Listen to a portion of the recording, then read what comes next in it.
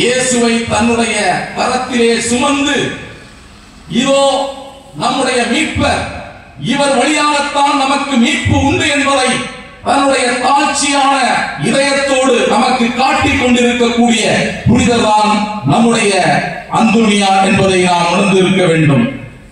ஏசாயாவிடம் கடவுள் கேட்கிறார், யாரை நான் அனுப்புவேன்? இதோ நான் இருக்கிறேன் என்று ஏசாயா கூறுகிறார். அந்த தாட்சி புனித பவுல் சவுலாக இருந்த பொழுது கிறிஸ்தவர்களை கொன்று ஒழித்து விடுவேன், எனக்கு அதற்கு ஒரு கட்டளை ஆணையை கொடுங்கள் என்று கேட்கிறார்.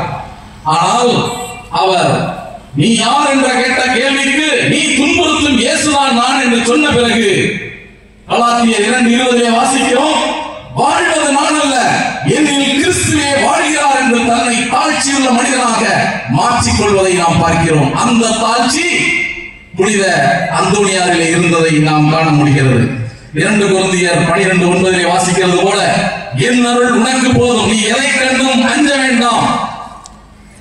திருப்பாடல்கள் 27வது அதிகாரம் 1வது வசனம் சொல்கிறது, ஆண்டவரே என் ஒளி, அவரே என் மீட்பு, நான் யாருக்கு அஞ்ச வேண்டும்? ஆண்டவரிடம் வேண்டுவதும் விரும்புவதும் ஒன்றே, அவருடைய இல்லத்தில் வாழ்நாள் முழுதும் குடியிருக்க வேண்டும் என்று கேட்கிறார். அப்படியான ஒரு நோக்கம் நம்முடைய இதயத்தில் இருக்குமானால், இம்மையில் வாழ்ந்தாலும் இயேசுவுக்காக வாழ்கிறவர்களாக இருக்க வேண்டும், மறுமையில் வாழ்ந்தாலும் இயேசுவுக்காக வாழ்கிறவர்களாக இருக்க வேண்டும். நான் வீழ்ந்தாலும் இயேசுவுக்காக வீழ்வேன், வாழ்ந்தாலும் இயேசுவுக்காக வாழ்வேன் என்று புனித அந்தோனியார் கொண்டிருந்த அந்த பண்பு தாழ்ச்சியுள்ள இதயத்தால் தான் பெற முடிந்தது என்பதால் நாமும் புனித அந்தோனியாரை நம்முடைய முன்மாதிரியாக இருக்கிறார். நிச்சயமாக நம்முடைய விண்ணப்பங்கள், விருப்பங்கள், நம் இதயத்திலே சுமக்கிற துன்ப துயரங்கள் அனைத்தையும் களையக்கூடியவராக, சுமை சுமந்து சோர்ந்திருப்போரே எல்லோரும் என்னிடம் வாருங்கள், உங்களுக்கு நான் இளைப்பாறுதல் தருவேன் என்று மத்தேயு 11:28 கூறுவது போல ஆண்டவர் இயேசுவுடைய பாதத்தில் இருக்கக்கூடிய புனித அந்தோனியார் நமக்காக நிச்சயமாக பரிந்து பேசுவார். நம்முடைய துன்ப துயரங்கள், இன்னல்கள், இடையூறுகள், கடன்கள், கஷ்டங்கள் எல்லாம் தொடக்கம் 33வது அதிகாரம் 10வது வசனம் சொல்கிறது, என்னுடைய நான் பெற வேண்டிய ஆசீர்வாதங்களை எல்லாம் இந்த யாக்கோபு பெற்றான் உண்டியல் பார்க்கணும் என்று சொல்லக்கூடிய ஏசாவு அவரை மன்னித்து ஒரு தாழ்ச்சியான உள்ளத்தோடு ஏற்றுக்கொள்கிறார். அப்பொழுது யாக்கோபு ஒரு வார்த்தை சொல்கிறார், உன் முகத்தை பார்க்கும் பொழுது கடவுளுடைய முகத்தை காண்பது போல இருக்கிறது என்று கூறுகிறார். இந்த 10வது வசனம் மிகவும் முக்கியத்துவம் வாய்ந்ததாக இருக்கிறது. எனவே தாழ்ச்சியுள்ள இதயம் இருக்கும் பொழுது எப்படி மத்தேயு 5வது அதிகாரம் 8வது வசனம் தூய உள்ளத்தோர் பேறு பெற்றோர் ஏனெனில் அவர்கள் கடவுளை காண்பர் என்று எழுதியிருக்கிறதோ, அதே போல தொடக்க நூல் 33வது அதிகாரம்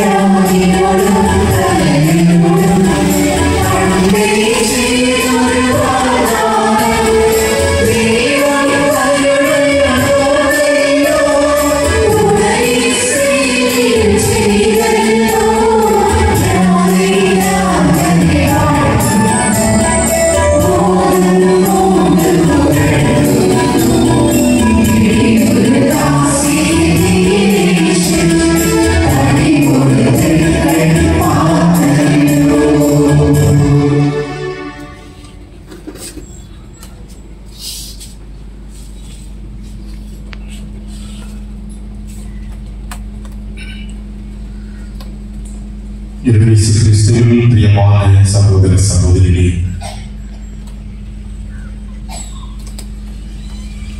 புனித அந்தோனியார்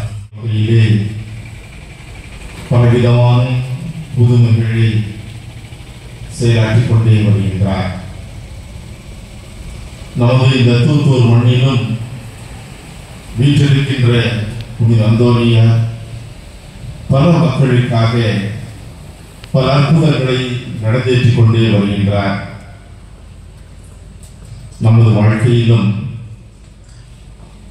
அதில் அற்புதமும் அருள் அடையாளங்களும் நடைபெற வேண்டும் என வேண்டி நம்முடைய மன்றாட்டுக்களை எல்லாம் இறைவனிடம் சமர்ப்பிப்போம்.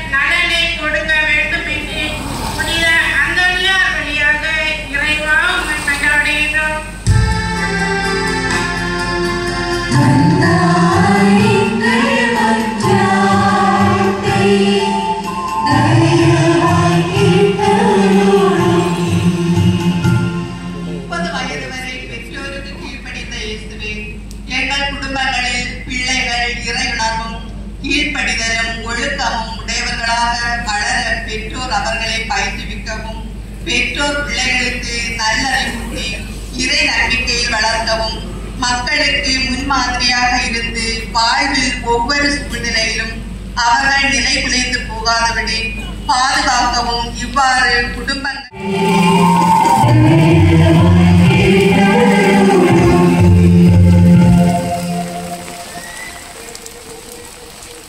பெருங்கட்டளையால் கற்பிக்கப்பட்டு இறைப்படிப்பினையால் பயிற்சி பெற்ற நாம் துணிந்து பாடுவோம்.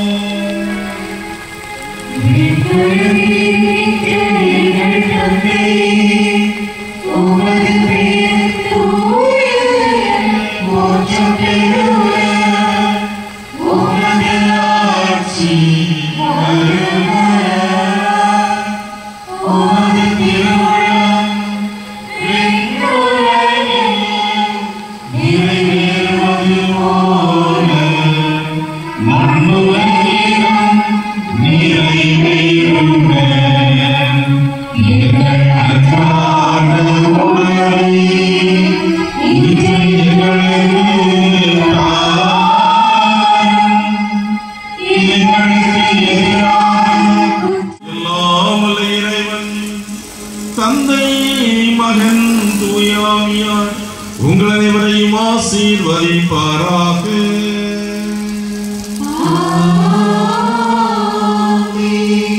ஆண்டவரை போற்றுவோமாக.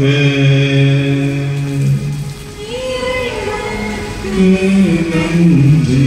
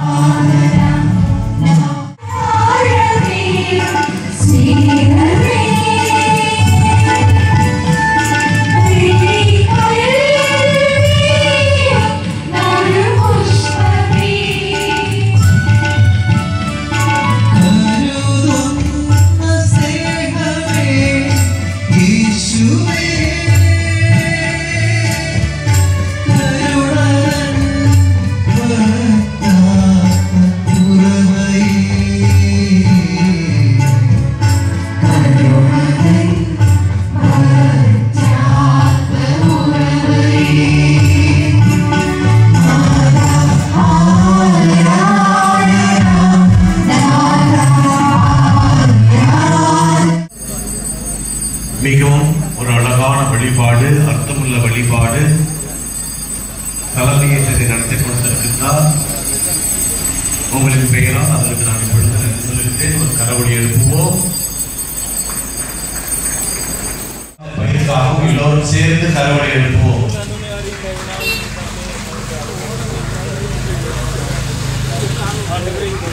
இன்றைய வழிபாட்டை சிறப்பித்தவர்கள் சேனை, இவர்களுக்கு நமது நன்றிகளையும் வாழ்த்துக்களையும் பாராட்டுகளையும் மகிழ்ச்சியோடு அறிவித்துக் கொள்வோம்.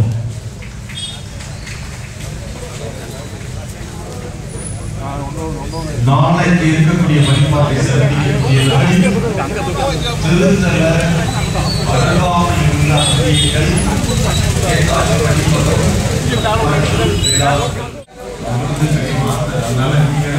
தயாராக இருக்குமாறு உள்ளே என்னோடு கேட்டுக் கொள்கின்றேன்.